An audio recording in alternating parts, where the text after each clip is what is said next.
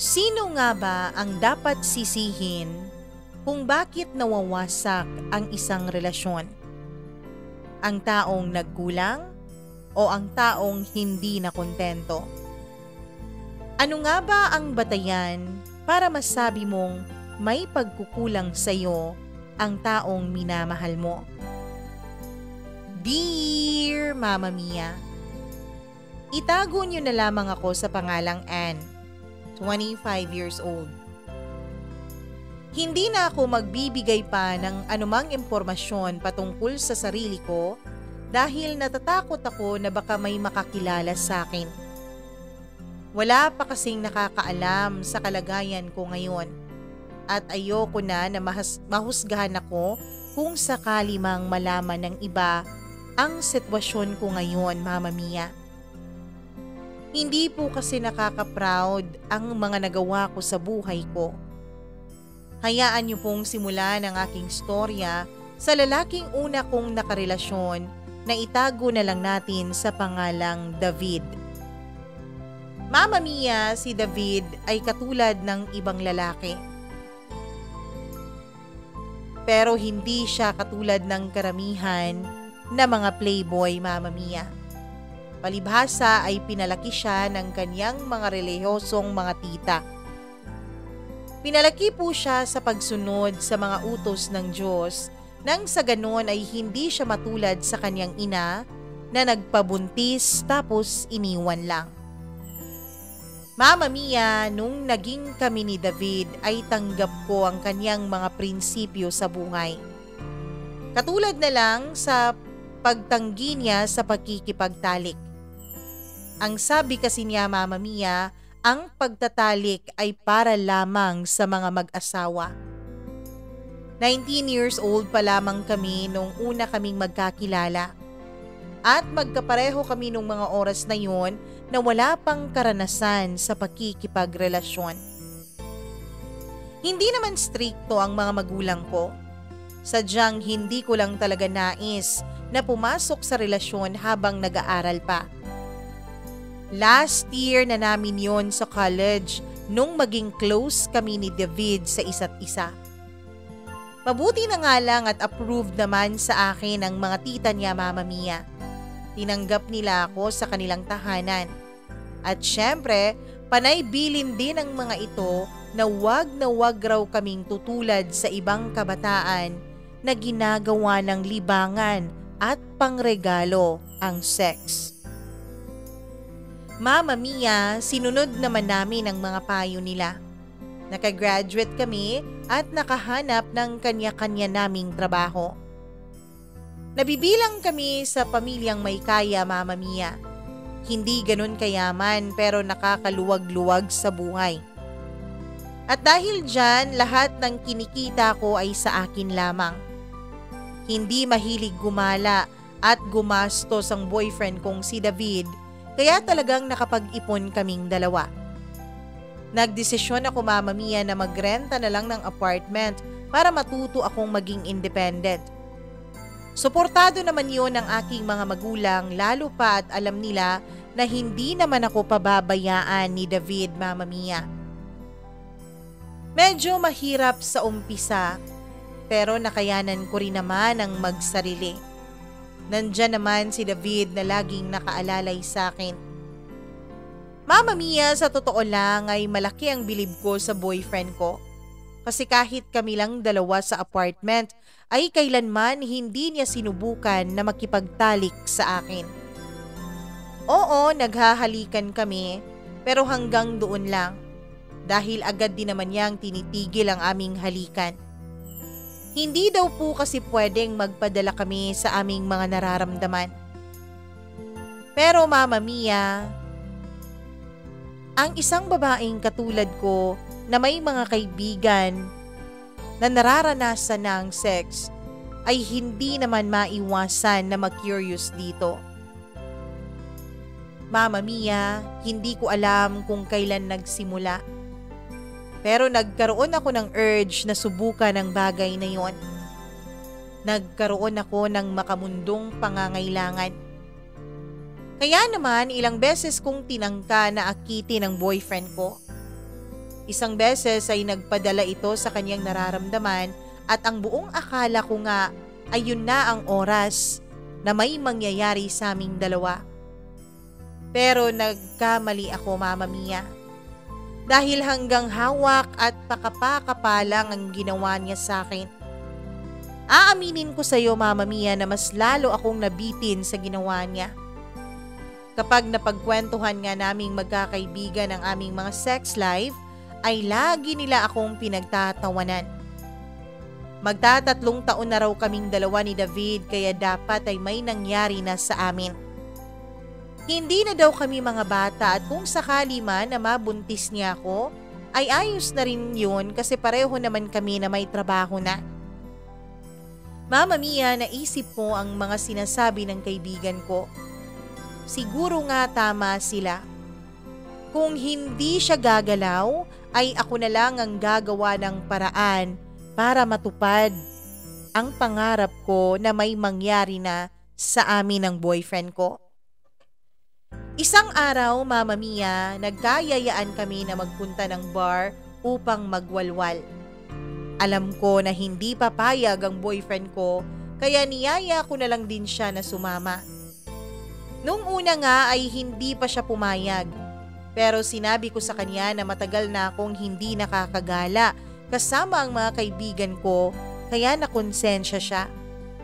Siya po kasi ang dahilan, Mama Mia, kung bakit hindi na ako madalas sumasama sa mga kaibigan ko. Medyo mahigpit kasi siyang boyfriend. Ang gusto niya ay nasa bahay lang ako kapag wala akong trabaho. Alam ko naman, Mama Mia, na may choice naman akong tumanggi dahil hindi naman ako pag-aari ni David. Pero dahil sa mahal ko siya at ayoko na pag-awayan pa namin ang bagay na yon, ay sinusunod ko na lang ang gusto niya. Pero sa araw na yon, Mama Mia, ay gusto ko talagang sumama sa aking mga kaibigan. Nakakaramdam na kasi ako ng frustration sa sitwasyon naming dalawa ni David. Feeling ko, Mama Mia, ay wala talagang patutunguhan ng relasyon namin. Walang level up na nangyari. Stagnant lang ang naging relasyon namin sa loob ng 3 taon. Kaya naman mabuti na lang talaga at pumayag siya na sumama sa amin. Nung gabing yun ay plinano ko na ang lahat. Magpapakalasing ako at sa oras na ihahatid niya ako sa apartment ko, ay hinding-hindi ko na siya pakakawalan hanggat walang nangyayari sa aming dalawa. Mama Mia, ginawa ko ang lahat ng makakaya ko para masunod ang nasa mga plano ko. Pagewang-gewang na ako dahil sa kalasingan nung hinatid niya ako sa apartment ko. Love, buti na lang pala at sumama ako dahil kung hindi ay baka napano ka na. Bakit ka naman kasi nagpakalasing ng sobra? Paninermo niya sa akin habang inaayos ang mahihigaan ko. Mama Mia, hindi ko na siya sinagot at mas nag-focus na lang ako sa pagngiti sa kanya nang may halong panlalandi. Nakainom din naman kasi siya, Mama Mia, kaya alam ko na magtatagumpay ako ngayon. Nagpaalam na siya sa akin at akmang tatayo na siya pero hindi ko siya hinayaan. Hinila ko siya palapit sa akin, Mama Mia, at binulungan ko siya. Love, dito ka muna please. I miss you so much. Mapusok ko siyang hinalikan sa mga labi at hindi din naman nagtagal ay gumanti rin siya. Ako na din, Mama Mia, ang naguna sa panghahalik sa kanyang leeg. Nung maramdaman niya ang ginagawa ko ay agad niyang inilayo ang sarili niya sa akin. Stop this, love. Lasing tayo at alam mong mali ito. Sabi pa niya sa akin. Mama Mia, dahil na din sa nainom kong alak ay nagkaroon ako ng lakas ng loob upang sabihin sa kanya ang lahat ng mga hinanakit ko. Alam mo, hindi kita maintindihan eh. Alam mo ba na parte ng pagmamahal ang pagtatalik? Hindi mo ba maramdaman na gusto kong may mangyari sa ating dalawa? Gusto kong maramdaman ang pagmamahal mo para sa akin sa pamamagitan ng pakikipagtalik. Gusto kong ibigay sa iyo ang iniingatan kong pagkababae, David. Pero bakit ayaw mo? Bakit pakiramdam ko ay para lang tayong naglalaro? Hindi mo ba ako mahal? Don't you find me attractive? Nakakahiya man na para akong nagmamakaawa para lang may mangyari sa aming dalawa ay wala na akong naging pakialam pa, Mama Mia. Ang gusto ko lang talaga ay may maganap sa amin. Mama Mia, siguro ay na-realize niya ang mga sinabi ko na tao lang din naman ako at may pangangailangang pisikal. Muli siyang lumapit sa akin upang halikan ako. Oo, Mama Mia, hindi ko alam kung demonyo bang matatawag sa akin, pero nang gabing yun ay wala na siyang nagawa kundi bumigay sa tawag ng laman. Masakit na masarap ang naramdaman ko nung time na yon. Pero nasihan pa rin ako overall, Mama Mia, kahit saglit lang ang itinagal niya. Nalaman ko, Mama Mia, na mabilis lang pala siyang makaraos. Pero ayos lang naman sa akin yon dahil ang importante ay naibigay ko na sa kanyang pagkababae ko. May pagsisisi ka ba? Tanong niya sa akin nung matapos kaming dalawa. Ngumiti lang ako at umiling. Hinagkan ko siya at niyakap, Mama Mia, bago ako tuluyang nagpalamon sa antok. Mama Mia, akala ko ay yun na ang simula upang lalong lumalim ang aming relasyon ni David, pero nagkamali ako. Dahil ang isang beses na yun ay hindi na nasundan pa. Dahil sa hindi ko mawari na nararamdaman ay naikwento ko sa aking matalik na kaibigan ang nangyari sa aming dalawa ni David. Pinagtawanan nila ako dahil bakit daw ako pumayag na siya lang ang makaraos. Dapat daw ay pareho kaming dalawa. Ngunit Mama Mia, ano nga bang magagawa ko kung ayaw ni David sa romansa? Yung nangyari nga sa amin ay dire-diretso na. Hindi katulad sa mga napapanood ko na mga videos. Sinabi sa akin ng mga kaibigan ko na gawin ko daw ulit ang pang-aakit ko kay David. And this time daw ay sabihin ko kay David ang mga gusto kong mangyari. Sinunod ko naman ang mga payo nila, Mama Mia. Isang beses kasi medyo late na kaming natapos sa work kaya sinundo ako ni David. Sinabi ko sa kanya ang mga nasa isip ko pero knowing him, hindi na naman siya pumayag. Habang nagmamaneho siya, Mama Mia, ay may naisip pa akong kalaswaan na dapat kong gawin. Hinawakan ko ang pribadong parte ng kanyang katawan at dahil nasa highway kami noon ay hindi niya basta-bastang maihihinto ang sasakyan. Inakit ko siya, Mama Mia, pero nagmatigas siya. Hindi sana ako titigil pero lumakas na ang tinig niya at doon ko lang siya nakita na nagalit sa akin ng ganon. Mama Mia, napahiya ako hindi lang sa kanya kundi sa sarili ko mismo. Hindi ko alam kung anong pumasok sa isip ko at ginawa ko yon. Hindi na ako umimik, Mama Mia, hanggang sa maihatid niya ako. Nung nakapasok na ako ng apartment ko at umalis na si David, ay umiyak na lang ako buong gabi. Iniyak ko lahat ng nararamdaman kong frustrations at lungkot. Alam ko, Mama Mia, siguro may mga tao na nakikinig ngayon na hindi maintindihan ang pinagdadaanan ko. Pero ewan ko ba, gusto ko lang naman na makasama at makasiping ang taong mahal ko. Hindi ko din kasi siya maintindihan, Mama Mia. Given naman na pinalaki siya ng ganon. Pero diba sa isang relasyon, dapat pareho kaming mag-compromise? Hindi naman pwede na ako na lang lagi ang nag-a-adjust para sa mga gusto niya. Dahil sa inis ko, Mama Mia, ay hindi ko na siya pinansin at hindi ko siya tinawagan man lang ng ilang araw. Hindi din naman siya nakatiis, kaya pumunta siya ng apartment ko upang mag-apologize. Nagpaliwanag siya, Mama Mia, kung bakit iniiwasan niya na may mangyari sa amin ulit. Una ay hindi pa raw kami kasal. At pangalawa ay hindi pa raw siya handa sa mga responsibilidad na kaakibat ng pagpasok namin sa makamundong pagnanasa. Sinabi pa niya Mama Mia na walang dapat ipagduda sa kanyang pagmamahal dahil kailanman ay hinding-hindi raw niya ako lolokohin.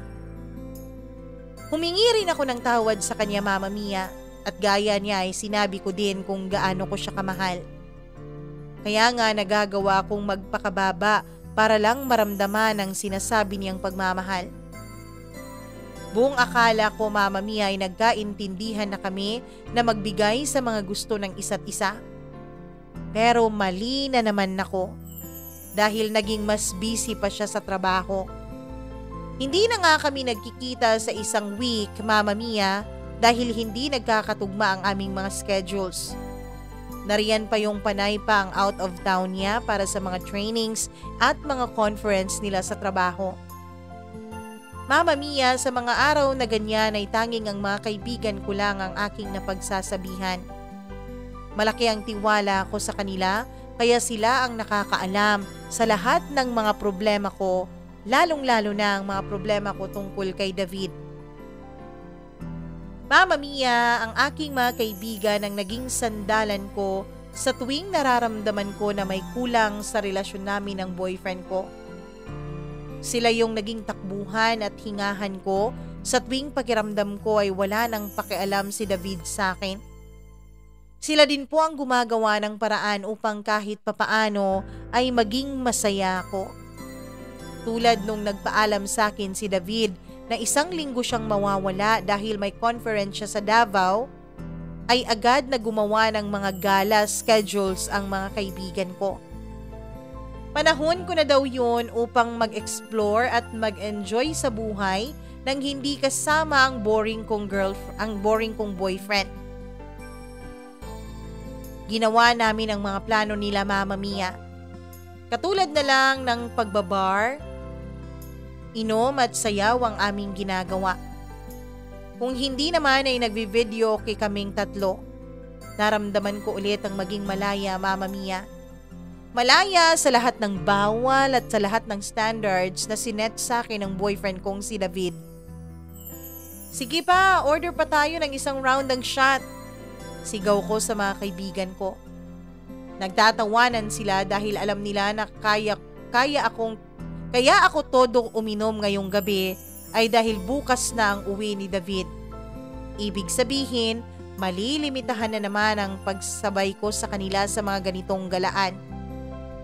At tulad ng ibang gabi ay nag-inom at nagsayawan kami sa bar.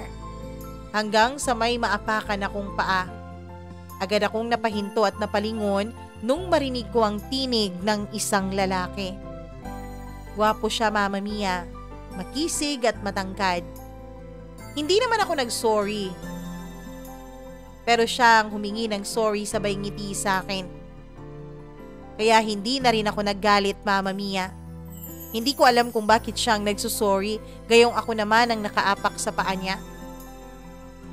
Nung ma-realize ko ay ako naman ang nagsorry ulit sa kanya at tumango lang siya. Mama Mia, dahil medyo nahihilo na ako sa sobrang kalasingan, ay nag-decide ako na pumunta ng CR upang i-check ang sarili ko. Maayos pa naman ang mukha ko maliban na lang sa pamumula ng pisngi ko dahil sa kalasingan. Paglabas ko ng CR Mama Mia ay nandun pala ang lalaking naapakan ko kanina. Akala ko nga ay galit siya kaya niya ako sinundan. Yun pala ay nais niya lang magpakilala sa akin. Hi miss, ako nga pala si Maynard. Ikaw, anong pangalan mo? Pakilala niya sa akin. Tiningnan ko siya mula ulo hanggang paa Mama Mia. At sa tingin ko naman ay mukhang harmless siya. Kaya nagpakilala na rin ako. Hi, ako nga pala si Ann. Mama Mia, sabay kaming bumalik sa pwesto ng mga kaibigan ko. At nung malaman nito na uuwi na kami, ay nagpresenta siya na ihatid kaming tatlo. Alam ko na hindi dapat dahil siya pa rin yung estranghero Mama Mia.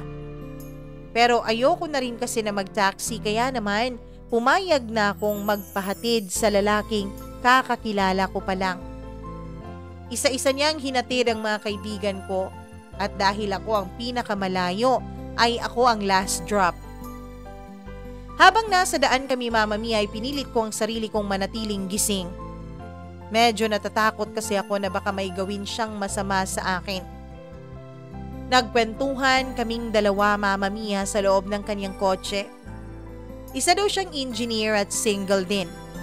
Kakahiwalay lang daw niya few months ago, kaya ang pagpunta niya sa bar ay way niya upang tuluyang makalimutan ang ex niya. Sinabi ko din sa kanya, Mama Mia, na may boyfriend ako at sa ngayon ay nasa Mindanao lang ito, pero bukas ay babalik na rin. Hindi naman daw siya nagulat dahil ang tulad ko raw na maganda ay dapat talaga may boyfriend. Mama Mia, alam ko naman na nagsisimula na siyang makipag-flirt sa akin at dapat ay tumigil na ako sa pagsagot-sagot sa mga tanong niya. Pero dahil sa sobrang kalasingan, Mama Mia, ay nangibabaw sa akin ang kuryosidad kung saan kaya hahantong ang pakikipag-flirt sa akin ni Maynard. Tama ako, Mama Mia. Nakikipag-flirt nga siya sa akin at ako naman itong si Gaga ay na-excite pa at pumatol sa mga flirtings niya.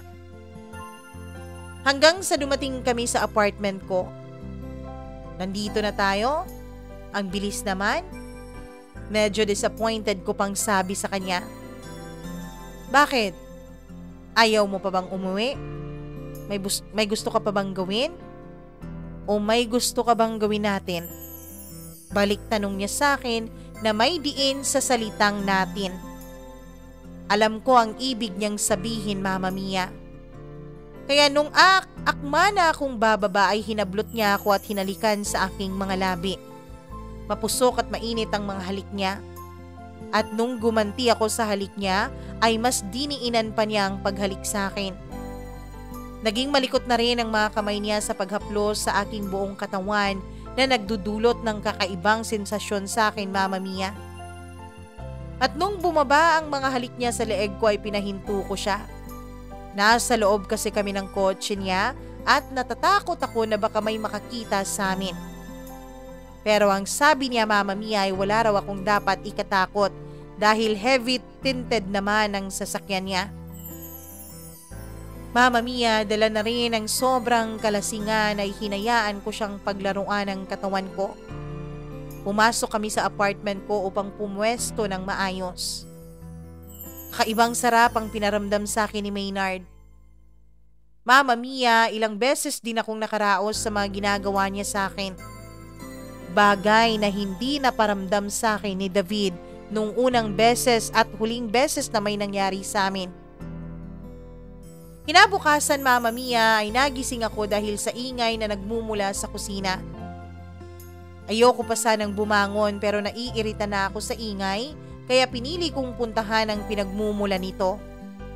Nagulat ako nang makita ko ang boyfriend ko na abalang nagluluto ng aming agahan.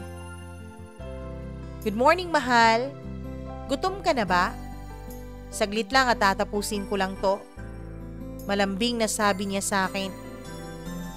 Hindi ako kaagad nakasagot, Mama Mia, dahil iginala ko ang mga mata ko sa buong apartment upang ma-check ang paligid kung may bakas ba sa nangyari kagabi. Pero dahil nakangiti pa siyang bumati sa akin, ay nasisigurado ko na wala siyang alam. Mahal, lasing ka na naman kagabi, no? Pag-uusisa nito. Sakto lang. Nagkatuwaan lang kasi kami, pagdadahilan ko. Sino ang naghatid sa'yo pa uwi? Tanong niya ulit. Ha? Si Mark, yung boyfriend ni Nika, hinatid nila ako. Nauutal ko pang sabi, Mama Mia. Mabuti na lang talaga at naniwala siya at hindi na siya nagtanong pa ulit dahil sa totoo lang, ay hindi ko na alam kung papaano ko pa pagtatakpan ang nagawa kong kasalanan sa kanya. Kumain kami ng almusal ni David at nagkwentuhan tungkol sa naging conference niya sa Davao.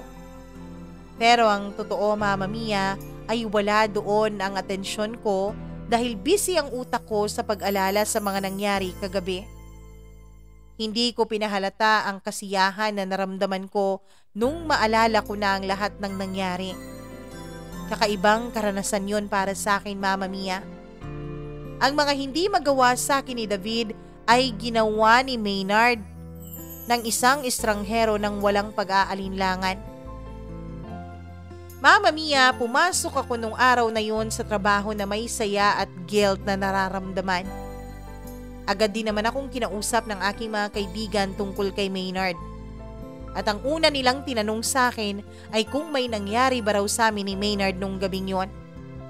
Sinabi ko sa kanila ang lahat ng nangyari, Mama Mia. Sinabi ko na walang sexual intercourse ang nangyari sa aming dalawa. Totoo naman, Mama Mia, dahil hanggang halik at paghawak lang naman ang ginawa namin ni Maynard. At least yun ang naaalala ko. Pero kahit gano'n ay sobrang ligaya pa rin ang naramdaman ko. Mas masaya pa sa naging pagtatalik namin ng boyfriend ko. Alam ko naman, Mama Mia, na mali, pero anong magagawa ko kung naramdaman ko kay Maynard ang kaligayahang sexual na hindi ko naramdaman sa boyfriend ko?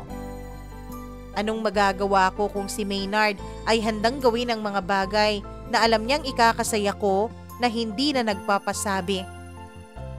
Oo, Mama Mia, mahal ko si David, pero may mga bagay na hindi niya kayang ibigay sa akin kahit na anong komunikasyon ang gawin ko sa kanya. Hindi niya kasi maintindihan ang kamunduhang kaligayahan na hinahanap ko. Hindi kasi kami pareho ng pag-iisip. Kahit nga noong nakabalik na siya, Mama Mia, ay ganun pa rin siya. Mas priority pa rin niya ang kanyang trabaho. Sa halos ilang taon naming relasyon ay mabibilang ko lang kung ilang beses kaming nagtalik. At lahat ng yun, Mama Mia, ay siya lang ang nakaraos. Mama Mia, dahil hindi na ulit nakabalik doon sa bar ang aking mga kaibigan, ay binitawan ko na rin ang pagnanais kong makitang muli si Maynard.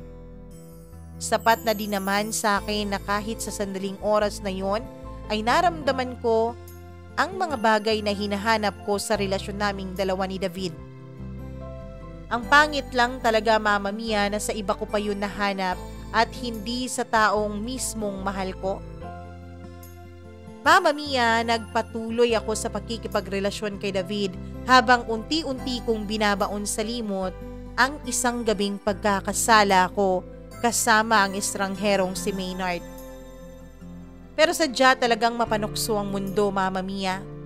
Dahil isang araw ay tumawag sa akin si David at nagpaalam na hindi niya ako masusundo dahil marami pa siyang tinatapos. At dahil OT na naman siya ay hindi siya makakapunta sa apartment ko. Hindi ko maiwasan na sabihin sa kanya na ano pa bang bago. Agad naman itong nag-sorry, Mama Mia, pero binabaan ko na siya ng telepono. Habang papalabas ako ng building ay nag-iisip na ako kung saang mall ako pupunta. Wala pa kasi ako sa mood noon na umuwi ng bahay. Papara na sana ako ng taxi, Mama Mia, pero may isang kotse ang tumigil sa harapan ko. Bumaba ang bintana nito at nakita ko ang lalaking pilit kong kinakalimutan. Oo, Mama Mia. Si Maynard nga ang lulan ng kotse. Hi, Miss Beautiful. Pwede ba kitang ihatid sa inyo? Nakangiti niyang bati sa akin. Mama Mia, kahit papaano ay nakilala ko na siya kaya hindi na ako nagdalawang isip na sumakay sa kotse niya. Tinanong niya ako kung uuwi na ba ako dahil kung hindi pa ay may alam daw siya na tambayan. Mama Mia, nawala na sa isip ko ang pagpunta ng mall at hinayaan ko siya na dalhin ako sa lugar na sinasabi niya. Huminto muna kami sa isang convenience store upang bumili ng pwede naming kainin doon. Pagkatapos ay nagtungo kami sa likod ng isang abandonadong building. Alam ko na ang mga posibleng mangyari pero sumama pa rin ako dahil ang totoo, Mama Mia, ay gusto ko ulit maramdaman ang ligayang pinaramdam niya sa akin noon. Pumwesto kami sa likurang bahagi ng sasakyan niya. Nagpatugtog rin kami ng radyo habang nag-uusap. Napunta ang usapan namin sa boyfriend kong si David. At dahil nakita naman ni Maynard ang lahat sa akin, ay hindi na ako nag-atubili na ikwento sa kanya ang frustration ko sa boyfriend ko. Agad din naman siyang napailing sabay sabing, Hindi ba alam ng boyfriend mo kung gaano siya kaswerte at ikaw ang girlfriend niya? Alam mo kung ako pa ang naging boyfriend mo, araw-araw kitang paliligayahin. Lahat ng gusto mo ibibigay ko. Mahaba niyang saad. Mama Mia, yung init ng katawan na pilit kong nilalabanan kanina ay lalong nagliyab dahil sa mga sinabi niya. Tiningnan ko siya sa kanyang mga mata at doon na nagsimula na lumapit siya sa akin. Hindi ako umiwas nung hinalikan niya ako.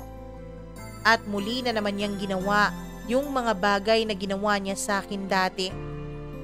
Ngayon ay hindi na ako lasing, Mama Mia, kaya ramdam na ramdam ko lahat ng ginagawa niya sa katawan ko. Nung maramdaman niya na nasa rurok na ako ng kaligayahan, ay hindi na siya nag-atubiling pumatong sa akin. Mama Mia, kung nung lasing ako ay walang nangyaring sexual intercourse sa aming dalawa, ngayon ay tuluyan nang may nangyari sa amin ni Maynard. Nag-atubili pa nga siya nung una dahil wala daw siyang dalang proteksyon, pero hinayaan ko pa din siya dahil alam ko naman na safe ako nung araw na yon. Mama Mia, tama ang naisip ko noon. Sobrang sarap nga niyang magromansa. Hindi ko ma-explain ang naramdaman ko nung oras na naging isa ang aming mga katawan. Grabing kaligayahan ang aking naramdaman nung kapwa kami nakaraos na. Mama Mia, hindi ito naiparamdam sa akin ni David. Kaya kahit nagigilty ako ay hindi pa rin ako tumigil sa kababalaghang ginagawa naming dalawa ni Maynard. Wala kaming relasyon, Mama Mia. Pero nagkasundo kami na maging fubo namin ang isa't isa. Sa totoo lang, Mama Mia, ay wala akong makitang masama sa ginagawa namin dahil hanggang sex lang naman kaming dalawa. Nakatulong pa nga ang mga nangyayari sa amin sa relasyon ko kay David. Ngayon na naibibigay na sa akin ni Maynard ang kaligayahang hinahanap ko sa kama, ay hindi ko na inaaway ang boyfriend ko. Sa tuwing may nangyayari sa aming dalawa ni Maynard, ay nagiging mas malambing ako kay David. Bagay na nagustuhan naman ng boyfriend ko, Mama Mia. Pero ang lahat ng mali ay may kaakibat na kabayaran, Mama Mia. Dahil isang araw ay bigla ko na lang naramdaman ng kakaibang pakiramdam sa aking pagkababae. Medyo nangangati ito at nung chinek ko ay may kakaibang amoy ito. Agad din naman akong nagpakonsulta sa doktor, Mama Mia. Para akong pinagbagsakan ng langit at lupa nung marinig ko ang sinabi ng doktor. Nagpositibo ako sa sexually transmitted disease, Mama Mia. Hindi ko agad natanggap ang resulta na ibinigay sa akin ng doktor. Hindi ko matanggap na may STD ako at dahil 2 lalaki lang naman ang nakakatalik ko, ay sigurado ako kung kanino ko ito nakuha. Kaagad ko siyang tinawagan upang makipagkita, Mama Mia. Oh babe, miss mo na ako kaagad? Bakit gusto mo akong makita? Panlalandi nito sa akin. Dederechohin na kita, Maynard. May sakit ka ba? Agad kong tanong sa kanya. Sakit? Anong sakit? Anong pinagsasasabi mo? Pagmaang-maangan pa niya. Mama Mia, pinakita ko sa kanya ang resulta ng check-up ko. Yan ang sakit na sinasabi ko. May STD ka ba? Ikaw lang naman ang nakasex ko nitong mga nakaraang buwan. Paiyak na sabi ko sa kanya. I'm sorry, Ann. Hindi ko sinasadya na mahawaan kita. At teka, ikaw naman itong gustong makipag-sex ng walang proteksyon na. Kaya kasalanan mo yan. Hindi ka din naman nagtanong sa akin kung may sakit ba ako. Ikaw itong pumatol sa akin. Paninisi niya sa akin, Mama Mia. Naiyak ako ng sobra sa mga sinabi niya. Para akong sinampal ng makailang beses dahil sa mga naging pahayag niya. Napaka-unfair mo, Maynard. Nandamay ka pa talaga. Alam mo na pala na may sakit ka pero pinili mo pa rin ituloy ang pakikipag-sex sa akin ng walang proteksyon. Umiiyak kong sabi. Mama Mia, nung makita niya ang mga luha ko ay agad na siyang pumasok sa kanyang sasakyan at pinaandar ito at humarurot paalis sa lugar na yon. At dahil fuvu lang naman kaming dalawa, ay hindi ko na inalam ang ibang detalye tungkol sa kanyang pagkatao.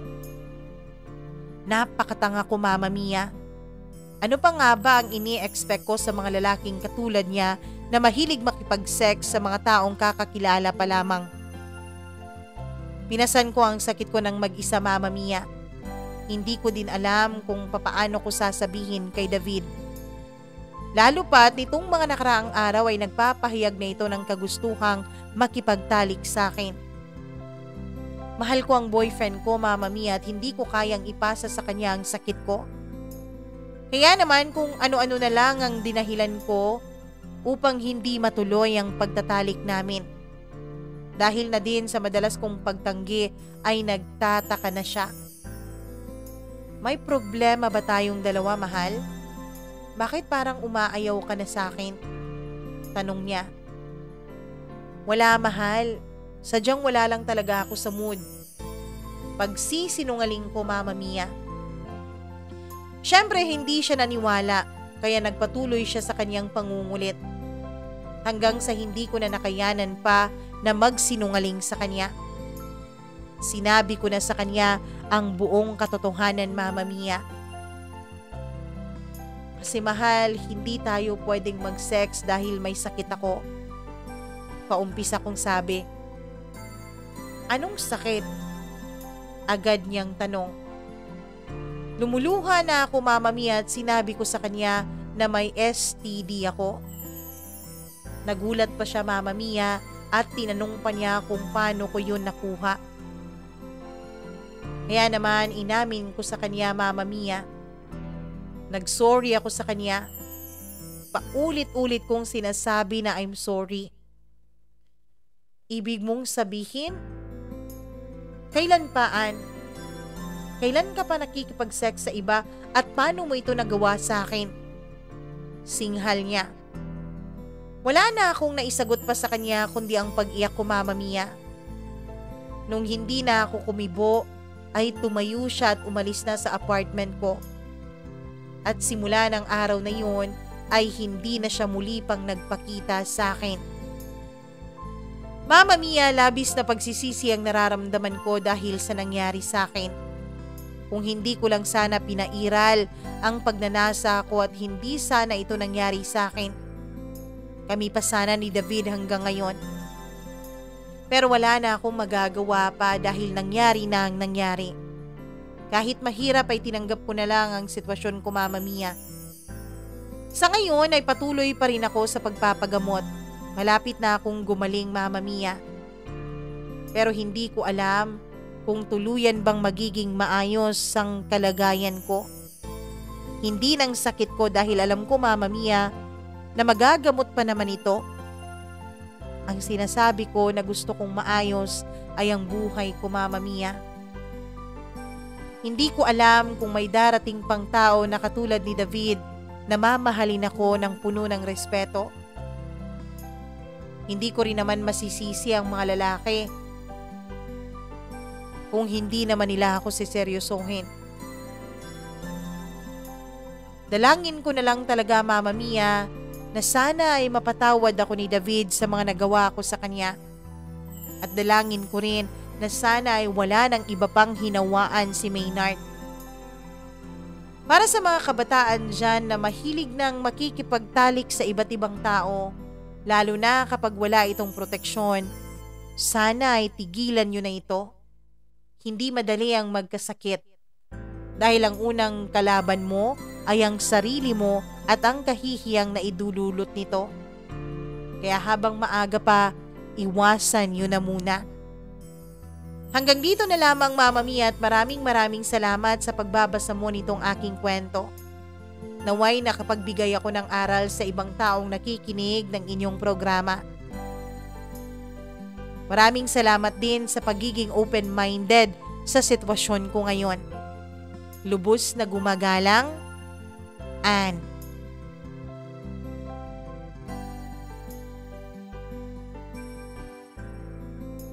Hindi natin may pagkakaila na sa panahon ngayon, marami na ang pumapasok sa premarital sex. Marami na ang hindi nakakapaghintay na maging mag-asawa sila at sinusubukan na ang bagay na yon. Sana sa bawat pagkakataon na may nangyayari sa atin at sa taong mahal natin o sa taong hindi natin mahal, sana ay inuuna natin ang ating sarili. Huwag ho kayong mag-engage sa mga premarital sex na hindi protektado. Mas maganda nga kung wag muna kayong sumubok sa ganitong bagay, lalong-lalo na kung mga bata pa kayo. I-enjoy nyo muna ang inyong kabataan. I-enjoy nyo muna ang mga bagay na dapat ay ine-enjoy nyo. Paano na lang kapag mabuntis kayo ng maaga? Hindi biro ang maging magulang, lalo na kung wala ka pang kakayanan na buhayin ang magiging anak mo. Ang pagiging isang magulang ay hindi lang limitado sa pinansyal, kundi maging sa pag-iisip, sa maturity. May mga bagay na kailangan muna nating pagdaanan bago tayo maging mga magulang. Kaya sana, huwag niyo munang gawin ang mga bagay na hindi niyo kayang panindigan sa huli. Maraming salamat, Ann, sa pagbabahagi mo ng sulat mo dito sa ating programa. Kung kayo ay may mga sariling sulat na mga kwento ng inyong buhay na gusto nyo ring ibahagi sa ating mga tagapakinig, ay pwede po kayong mag-email sa akin, mamamiacdo0317@gmail.com. Huwag niyo pong kalimutang i-like at i-share ang video na ito at i-subscribe ang ating channel tsaka i-click ang notification bell para lagi kayong updated. Maraming salamat po sa inyong palaging pakikinig. Ako po ang inyong Mama Mia. Magandang araw.